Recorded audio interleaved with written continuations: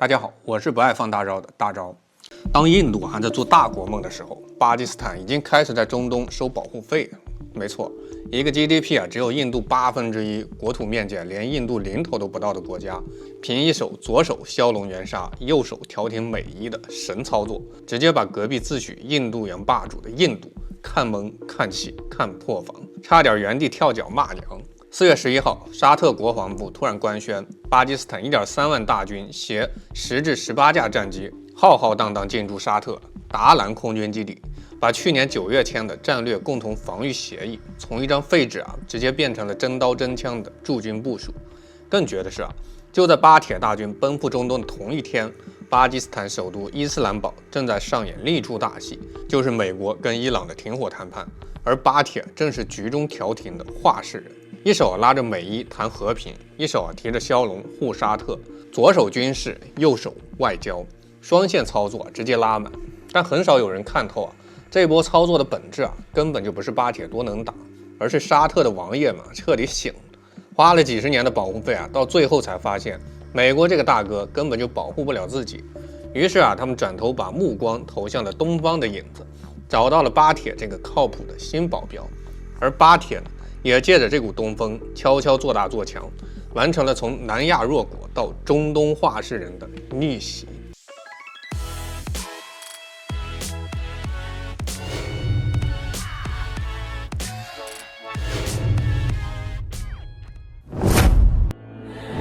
以前印度天天把自己比肩中国、俄罗斯，鼻孔都快翘到天上去了，觉得巴基斯坦就是个扶不起的阿斗，永远追不上自己。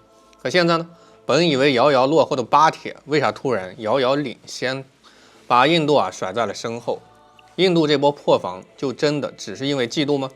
咱们先把事件拉回到1个月前，美伊冲突全面爆发，沙特脑子一热，直接站到了美国这边。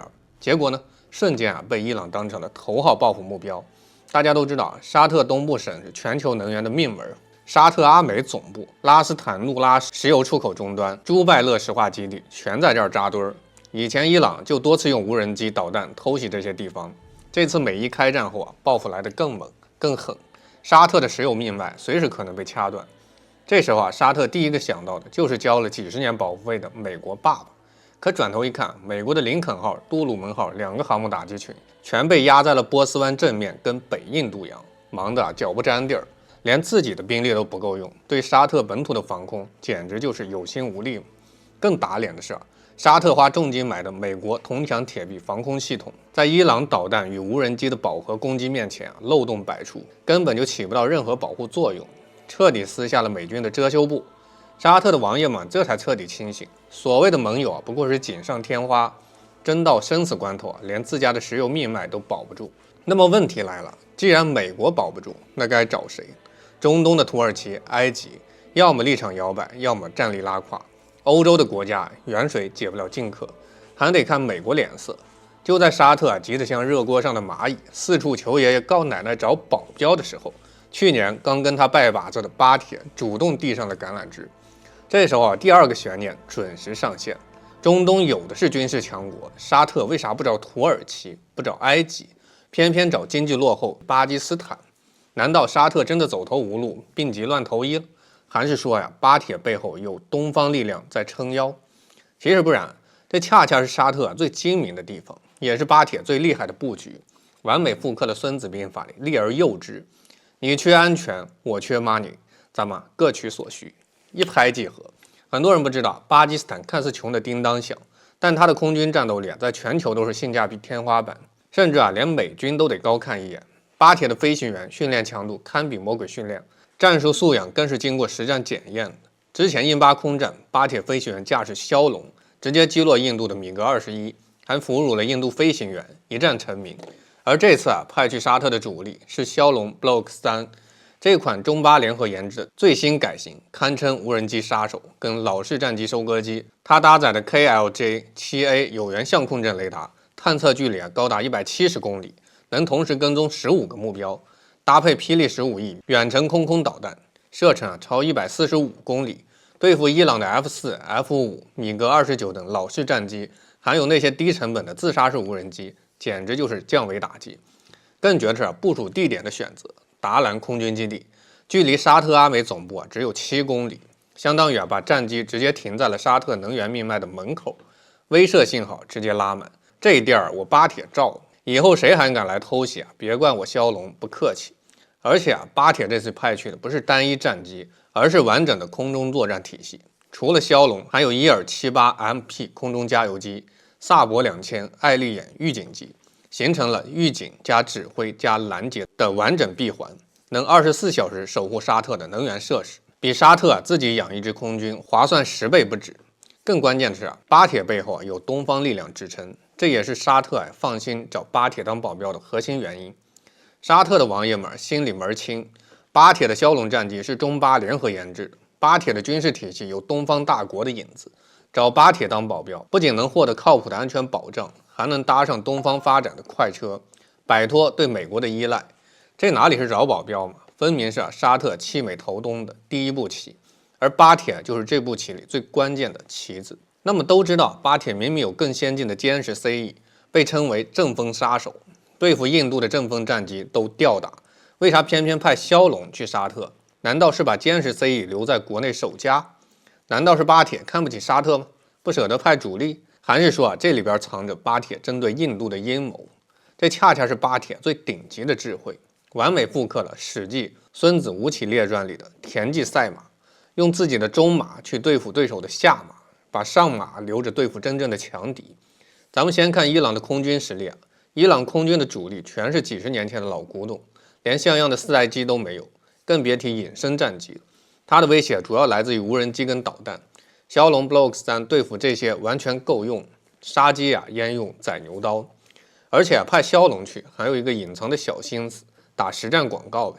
中东国家有的是钱，但缺靠谱的武器。巴铁把枭龙派到沙特，让他在实战中展现实力，相当于给枭龙做了一次全球直播。以后中东国家买战机自然会优先考虑中巴联合研制的枭龙3。这波操作是军事加军贸的双丰收，简直是妙到毫巅。再看国内巴铁现役的歼十 CE 只有20架，这可是它的压箱底底牌，是专门用来对抗印度阵风战机的杀手锏。印度一直把巴基斯坦当成头号对手，恨不得一口吞了它，常年在克什米尔边境挑事儿，随时可能发动突袭。如果巴铁把歼十 CE 派去中东，国内防控就会出现巨大的缺口，印度必然会趁机发难。到那时候巴铁就会陷入两线作战的绝境，腹背受敌。孙子兵法有言：背前则后寡，背后则前寡，背左则右寡，背右则左寡，无所不备则无所不寡。巴铁深谙此道，集中优势兵力守入本土，用次优战略去打外线，既保住了后院的安全，又赚足了中东的利益，这才是不战而屈人之兵的最高境界。巴铁这波操作其实在明着援沙，暗着防印，既给沙特交了朋友，又没给印度可乘之机，一举两得。那么巴基斯坦一边派兵保护沙特，站在美国阵营，一边又调停美伊谈判，当和事佬，他就不怕得罪美国或者伊朗吗？更重要的是一个南亚小国，凭啥能让美伊这俩死对头愿意坐下来听他来调停？这背后到底有什么不为人知的秘密？这也是巴铁最厉害的地方，把孙子兵法里的衢地则合交玩到了极致。在多国交界的战略要地广结盟友，不选边站，却能两边获利。而且巴铁能成为美伊调停者，绝非偶然，而是他精准布局的结果，更是东方力量暗中支持的必然。咱们拆解一下这波操作的底层逻辑。首先，巴铁跟伊朗是邻国，国土接壤，不仅面临中东冲突外溢的风险，还有着密切的经贸往来，这就让伊朗对巴铁有先天的信任感，沟通效率极高。其次巴铁跟美国也保持着一定的沟通渠道，在军售、联合反恐等领域有过多次合作，美方也愿意跟巴方沟通。最重要的是，巴基斯坦跟中国保持着全天候友谊，能借助中国的影响力稳定局势，获得国际社会的支持。而且巴铁始终保持中立，不依附于任何一方，只以恢复地区稳定为目标。这种公正态度让美伊双方都能接受。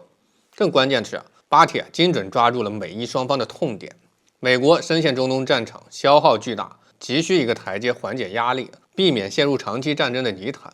伊朗则面临着西方全面制裁，经济压力巨大，也希望通过和谈来缓解制裁，获得发展的空间。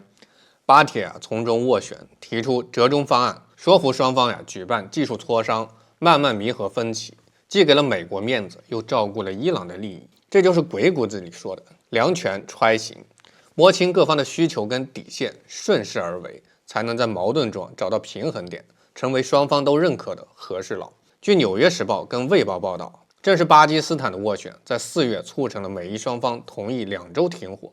随后伊斯兰堡又承办了美伊面对面的正式谈判，这也是美伊冲突爆发以来双方首次坐下来平等对话。一个南亚小国能在美伊这2个死对头之间周旋，还能促成谈判，这在以前是根本就不敢想。而巴铁不仅做到了，还借着这个机会彻底提升了自己的国际地位，从一个被忽视的南亚弱国变成了全球瞩目的和平调停者。巴基斯坦一边援沙挣大钱，一边调停挣口碑，一步步做大做强。而印度呢，作为南亚霸主，为啥只能旁边干瞪眼儿，连句插话的资格都没有？以前印度天天把自己比肩中国、俄罗斯，觉得巴基斯坦永远不可能追上自己。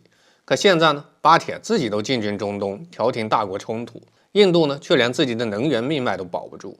这种差距到底是怎么来的？首先咱们看印度第一个致命短板，能源命脉被掐，经济遭重创。据 BBC 报道，印度88%的原油依赖进口，其中54%都要经过霍尔木兹海峡。美伊冲突爆发以后海峡通行受阻，印度的石油供应直接告急。路透社报，印度紧急凑够了60天的石油储备，简直慌的一批。更要命的是印度大概40%的尿素来自海湾地区，化肥供应链也面临中断。对一个农业大国来说，这简直就是致命打击。化肥不够，粮食就会减产，粮食减产就会引发通胀，甚至社会动荡。而巴铁呢，不仅没受霍尔木兹海峡危机的影响，还靠调停美伊、保护沙特能源挣得盆满钵满。根据亚洲时报报道，沙巴2国一直在谈20亿美元沙特贷款转枭龙采购合同。这次巴基斯坦实打实的派兵保护沙特，相当于给这笔订单上了保险。不出意外这笔订单很快就会落地。除此之外，沙特、卡塔尔还会承诺给巴铁50亿美金，帮他偿还债务、稳定外汇，解决他最头疼的经济问题。一边是焦头烂额、四处求油的印度，一边是挣得盆满钵满、左右逢源的巴铁。两相这么一对比印度能不气吗？再看印度的第二个致命短板，印度洋霸权梦碎，话语权为零。印度一直标榜自己是印度洋的主人，宣称印度洋是印度的海洋。可这一次美伊冲突，美军航母在北印度洋大规模游弋，耀武扬威。印度既保护不了自己的航运线，也插不上美伊谈判的一句话，只能当一个边缘看客。更讽刺的是，巴铁一个南亚小国，却能在中东当话事人，驻军沙特，调停美伊。而印度作为印度洋霸主，在自己的家门口却连一点话语权都没有。这种落差换谁不得破防？更打脸的是，印度之前花重金打造的印度洋威慑里，买了不少先进的军舰跟战机，可真到关键的时刻，却连自己的石油运输船都保护不了，只能眼睁睁看着霍尔木兹海峡被封锁，自己的能源供应告急。这就像啥？《论语》里说学而不思则罔。印度只知道盲目花钱买武器，却不知道怎么用这些武器维护自己的利益，只知道标榜自己是大国，却没有对应的战略智慧，最终只能沦为国际社会的笑柄。印度的第三个致命短板，也是最核心的短板，战略短视，鼠目寸光。孙子兵法有言：不谋全局者，不足以谋一域；不谋万事者，不足以谋一时。印度的战略思维一直局限在打压巴基斯坦这个小圈子里，整天想着怎么孤立巴基斯坦，怎么在军事上压制巴铁，却忽略了全球地缘格局的变化，忽略了中东这个能源宝库的重要性。他一门心思搞南亚霸权，却忘了不谋全局者必输全局。而且印度跟伊朗可是签了战略同盟，到现在为止，他对伊朗连个毛用都没有，背叛。而巴铁呢，跳出了南亚的小圈子，把目光投向了中东、中亚，用军事加外交双线布局，打通了中巴经济走廊加中东能源通道，既解决了自己的经济困境，又提升了国际影响力，直接把印度的围堵变成了一个笑话。巴铁知道自己的实力不如印度，硬碰硬肯定不行，所以他没有跟印度死磕，而是另辟蹊径，借助沙特的资金、东方的支持，一步步壮大自己。这种曲线救国的智慧正是印度所欠缺的，需要学习的。巴基斯坦这波操作看似赢麻了，但短期派上万人的部队远赴中东，会不会让本土防务出现漏洞？印度会不会趁机发难？巴铁的小国破局之路真的能走得长远吗？其实人巴基斯坦早就想到这一点，他的布局远比我们想象的更长远、更周密。首先巴铁虽然最近派了1.3万大军去沙特，但留下了足够的兵力守本土，尤其是把歼十 C、F-16等主力战机留在了国内，重点防守克什米尔边境。印度根本就没有可乘之机，而且巴铁的边防部队常年在克什米尔地区实战，经验丰富，就算印度想挑事儿，也得不到任何便宜。其次巴铁跟中国保持着全天候友谊，一旦印度敢趁机挑事儿，中国必然会出手相助，不管是军事上的支持还是经济上的帮扶，都能让巴铁无后顾之忧。而且中巴联合研制的枭龙生产线已经在巴铁本土落地，巴铁可以自主生产枭龙战机，就算前线有消耗，也能快速补充。这就是巴基斯坦的底气。更重要的是巴基斯坦算的是10年大仗，而不是眼前的小利。虽然短期派军会增加本土防务的压力，但长期来看收益远大于付出。第一，拿到沙特的军购订单跟财政援助，解决经济困境，反哺国内枭龙生产线，提升自己的军事工业水平。第二，提升国际影响力，从一个南亚小国变成了全局棋局的棋手，在大国博弈中占据主动。第三，打通中东能源通道，以后巴基斯坦能源供应得到保障，不用再看别人的脸色。这就是《论语》所言，无欲速，无见小利，欲速则不达，见小利则大事不成。巴铁不贪眼前的小便宜，而是着眼于长远发展，一步步布局，最终实现了小国破局。而印度呢，却只盯着眼前的1亩3分地儿，只想着打压巴铁，最终输得一败涂地。以微末之躯布天下之棋，巴基斯坦这波枭龙援沙、歼十 C 首家的神操作，从来不是偶然的侥幸，而是谋略实力的双向奔赴。所以你会发现，这一局从来不是谁的飞机更先进，谁军费更高，而是谁更懂得局。孙子兵法里早就写明白了，善战者治人而不治于人。巴基斯坦看似在出牌，实则是在布局；看似在应对局势，其实在重新写规则。他用枭龙守住了现实利益，用调停撬动了国际地位，用中东这盘棋反手解了南亚的死局。小国不再是棋子，而是开始当执棋的人。反观印度阿三儿，困在谁更强的执念里，却忽略了谁更会用巧。就像鬼谷子那句话，见小利而忘命，非智也；见大势而不动，亦非智也。这场博弈最精彩的地方从来不在战机起飞的那一刻，而在于有人在打仗，有人在谈判，而有人已经在下一盘更大的棋。世界从来不缺强者，缺的是看得更远的那一类。棋未收官早，人心已见风。强者争一战，高者定乾坤。我是不爱放大招的大招，下期再见。